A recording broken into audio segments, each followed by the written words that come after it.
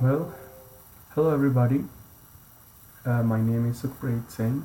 I'm a first year graduate student at RIT, and this is my presentation for the course NSSA 605 Principles of System Administration. The topic I have chosen is WordPress deployment using Docker containers. So let's begin. Uh, Before I talk how Dockers help in the web hosting, let's take how these things are implemented today or earlier than today. The traditional method is that have served for so many years is like the web contents which are here were uploaded on the web server. By web contents I mean the audio, video and email and all of the stuff that you require in your website was uploaded on the web server, and from the web server, which was out there on the internet somewhere, and suddenly everyone like your website was live for the public access. There were some drawbacks in this system. The first of all, there were a lot of dependencies in this system, in this whole process. Like we have to deal with content management system, the coding language, the Apache server, the MariaDB as the database, whatever database we're using, and of course the operating system, which is installed on the server. The other drawback is that all of these dependencies have their own version. Like PHP was running some other version, Apache and MariaDB were already using other versions. So how these things collaborate was, there was like all of these drawbacks collaborate. Like we have not only one server but more than one server, like local server, intermediate server and production server, and whatever dependencies and versions were running on local server, let's say, need not necessarily be working on the production server as well. So if let's say your versions and configurations match on local intermediary server, then your code will run here and here, like local and intermediary, but it won't run on the production server. These servers often have different dependencies, and that's what caused the code not to run on these servers. And the thing was, which adds on the drawback, is like dealing with these errors was too frustrating, and it took a lot of time. So the solution to this traditional way was the configuration management. A single file in the code base informs all of the servers what exact dependencies there needs to be on every server. Like this, in this diagram, the single file in the code base will inform the local server, the intermediary server and production server, and they will and the same dependencies, the same exact version will be there on every server. However, it's not a cure-all system. It has its own disadvantages of its own. Let's see what disadvantages are for this configuration management. The first drawback is like the configuration management tools such as Vagrant and Ansible use virtual machines, and virtual machines are known to consume a lot of CPU memory from the physical host, the host operating system, the disk space, and other resources to perform efficient execution. The other drawback was, which is very important, like the applications which are running in each virtual machine were not able to talk with each other. That's a main drawback with the configuration management. What our requirement is, like, we need the application in each container and each let's say for now I'm using the word virtual machine, to be successfully able to communicate with each other, and it should use the same operating system kernel. and we want to make this process as efficient and as efficient as much as we can. So the solution to this problem is Docker. This is the official logo of Docker, and the feature that of Docker containers that I have here just demonstrated is like we are using the application in application 1 and container 1, and application 2 and container 2, and application 3 in container 3. And all of these applications can really to each other and can depend on the performance of another application which is in another container. So before talking about the project, let's talk about what Docker exactly is and how is it different from the virtual machine. Docker.com, the original company of this container, they explain this difference by giving the analogy of a house and an apartment. In your house, you own everything. You have to have everything of your own, like the kitchen has to be of your own, the electrical, plumbing, and other services have to be on your own. You have to have your own heating services. You cannot, and in this process, there are more chances, it's more probable that you will get those things as well, which you really don't need every time. And the worst part is you cannot take off those things, because you don't know when would you require to use these things again. But in the apartments, you share the common infrastructure, you share the common services. Like in this apartment analogy that I'm giving, in apartments you have a centralized like heating system and plumbing and electrical services, and you're basically sharing and you can cut off and modify as per your requirements. You don't have to buy all. It's not like all or nothing. You can add and drop as per your requirements, and that's what makes Docker really efficient in terms of memory and CPU usage and other things. We will look more into this now.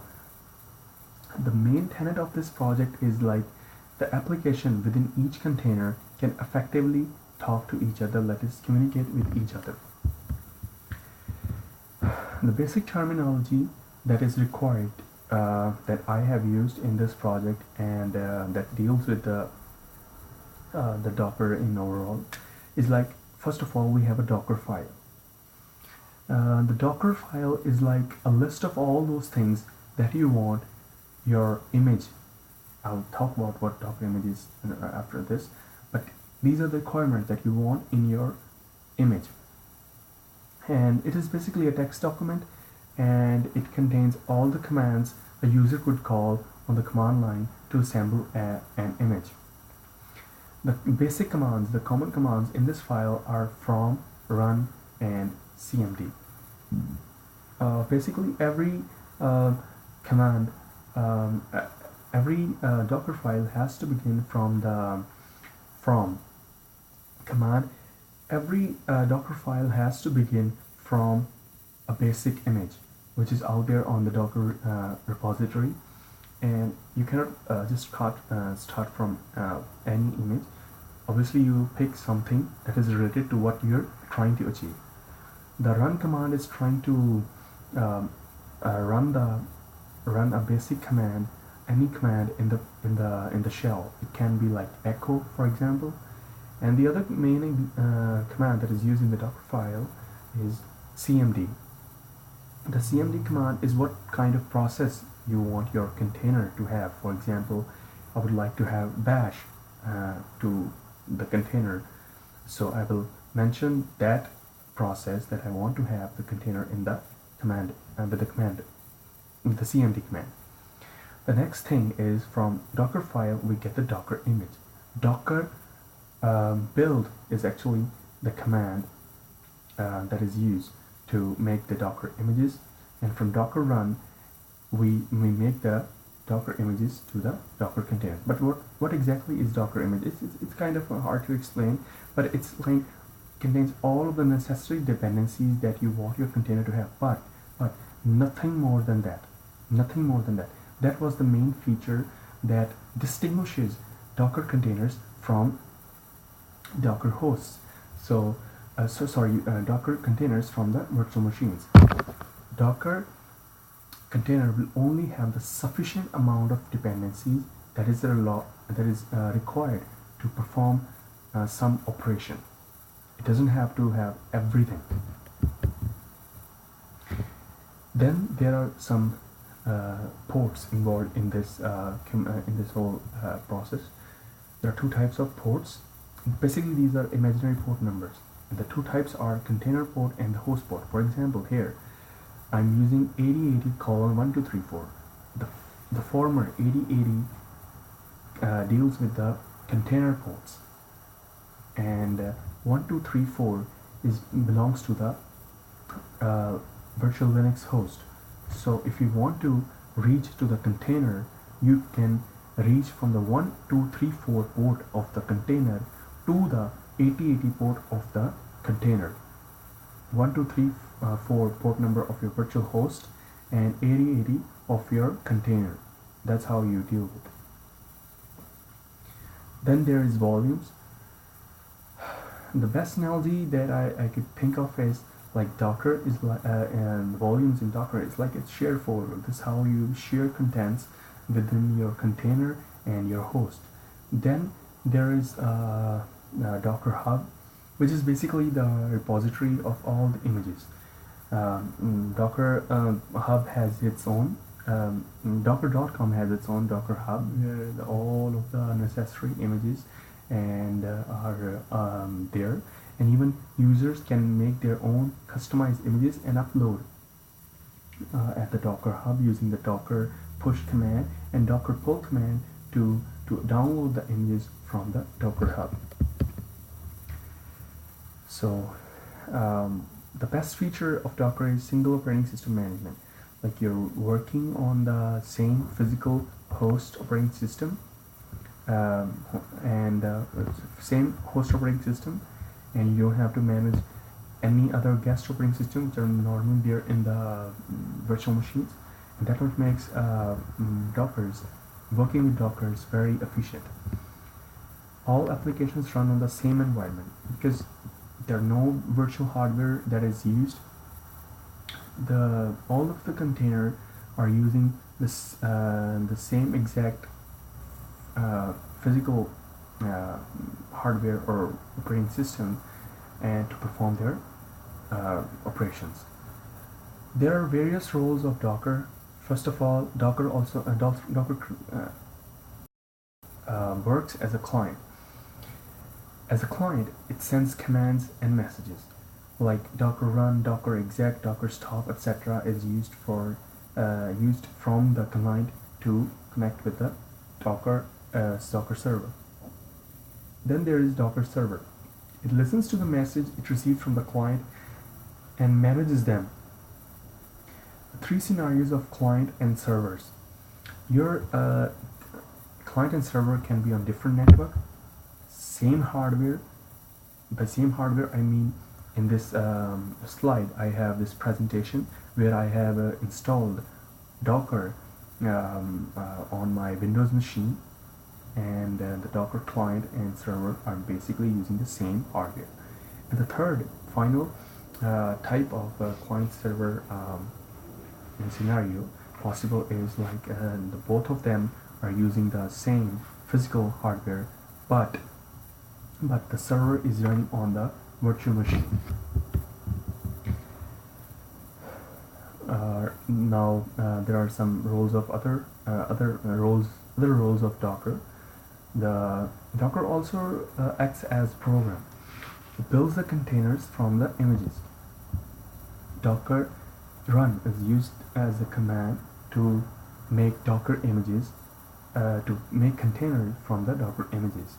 Then it also used for shipping Docker containers. Like if you're working on one project on one container, what you have to do is basically zip that file in a .dart or gz extension file, and you can ship that file to your to the person you want to collaborate with, you want to work with, and he or she can start working on that particular container right away.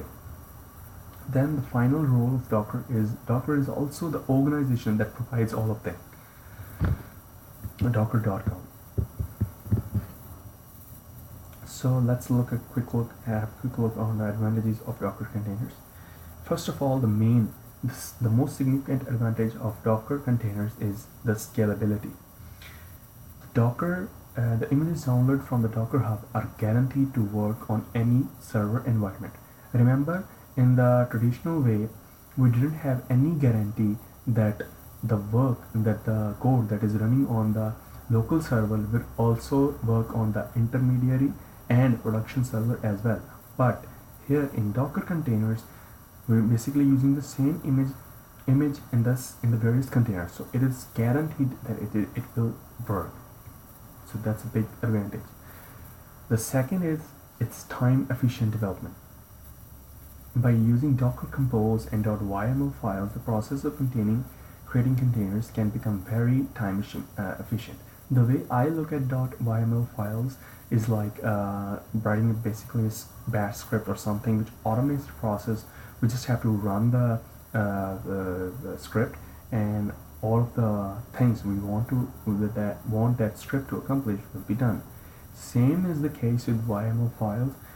We will tell what kind of images we want to use. We will tell the name of the containers and the process we want to assign the containers, and boom, the containers will be built for us. The third main advantage is like easy deployment. The images are ready to use and you don't have to work anything on them.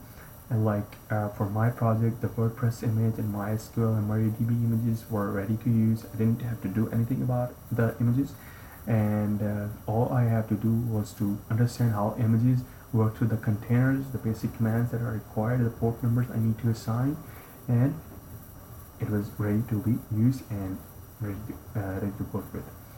The fourth advantage that I just described in the previous slide was team collaboration. Users can ship their working project to other users and collaborate on the various projects. All they have to use is zip the container in a zip file and send it to the partner they want to collaborate with. So before we jump into the project, what is WordPress? WordPress is basically a free open source content management system. It simplifies the process of web development for non-technical users, and uploading audio and video written content is like comparatively a lot easier with WordPress. And the amazing thing is like we don't have to worry about the HTML, CSS, JavaScript, or anything.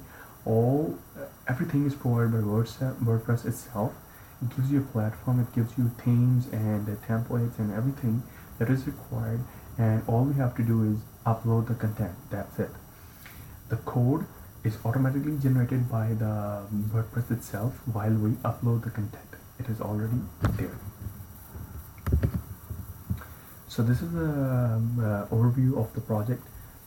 The diagram on the right illustrates the process of web development in the WordPress. Basically, I'm using Ubuntu 6.04 as I have installed it virtually on my computer.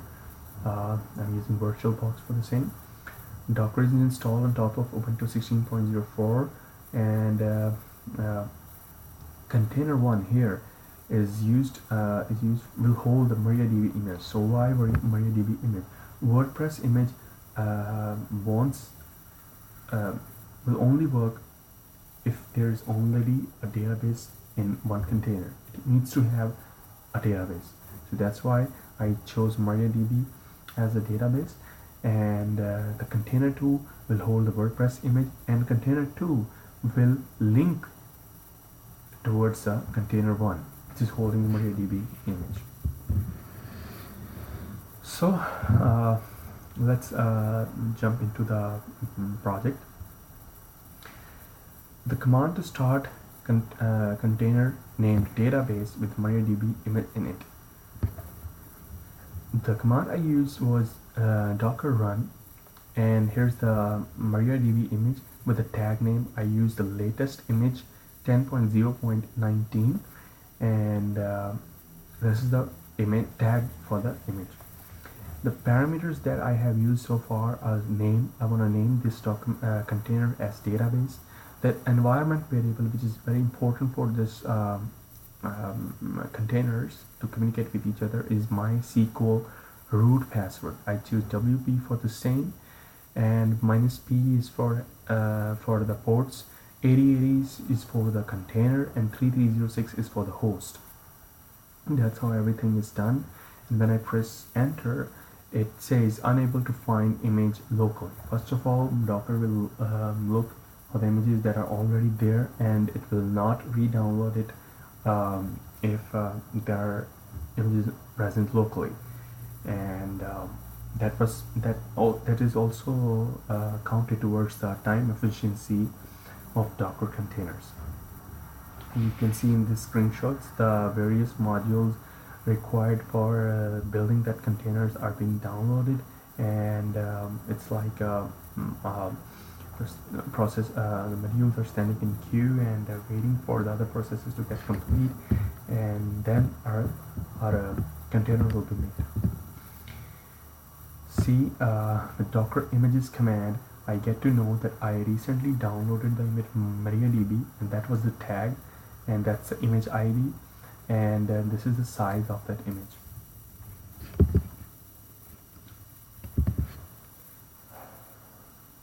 Now I'm using building another container, and I'm downloading WordPress image into it, like docker run, the same command that I used previously for the database container. Now I'm using it for the WordPress container, and it is using WordPress 4.6.1 Apache as a image, and the parameters I'm using are name WordPress. The environment variable is here. We have to use the WordPress DB password. The password has to be same WP, and it is linking, as I said in the overview, it will link to the database container. And -d is also used here. -d is it basically means it's a detached container, and it will run no matter what. It will keep on running in the background. And 8080 is for the container, and 80 is for the virtual Linux host. So here with docker ps -a, you can see that I have downloaded made two containers, WordPress and MariaDB, and 8080 is pointing towards 80 port, and 8081 is pointing to 3306 port, and the name is WordPress and database, and stuff like this. The WordPress container contains a WordPress image, and database container holds a MariaDB image.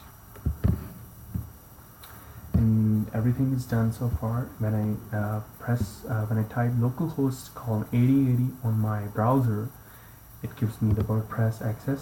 It means that WordPress was successfully installed on the containers and ready to use. So I select English as the language, and fill in the basic details. It will ask me for like site title, username, password, confirm password, and email address. This username and email and password are used for authentication purposes later on. Here you can see username or email and password are used for the authentication purposes after I press install in the previous slide. And see, after I was successfully able to log in into my WordPress, and it's very easy to work with WordPress, as I just explained. All we have to do is like upload the contents via posts, media. Here are the post links, media links, pages, and comments, and all that stuff. And we can basically customize the site whatever we need to do.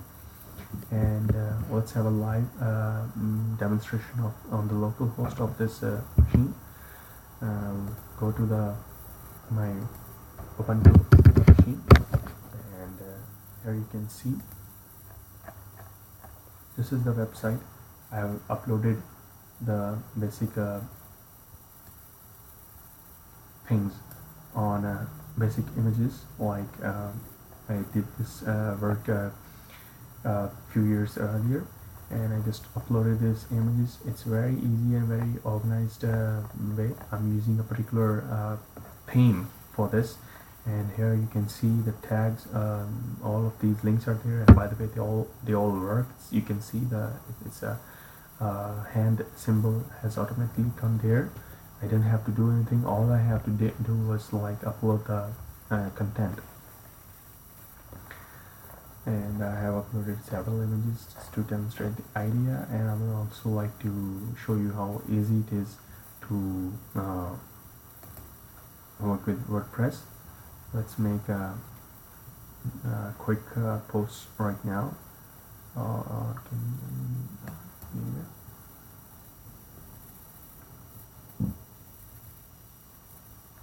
We can upload we can upload from the add new as well. This is the folder where I have files, and let's say I wanna upload this file, and you can see this is how easy it is, and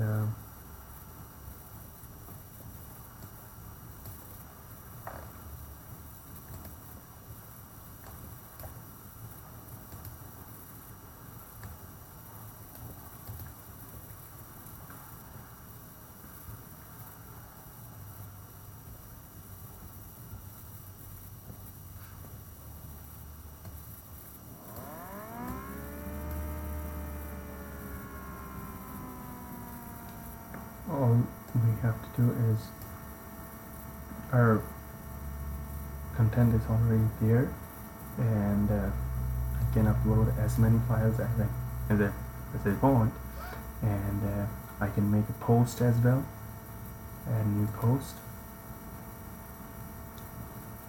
any title,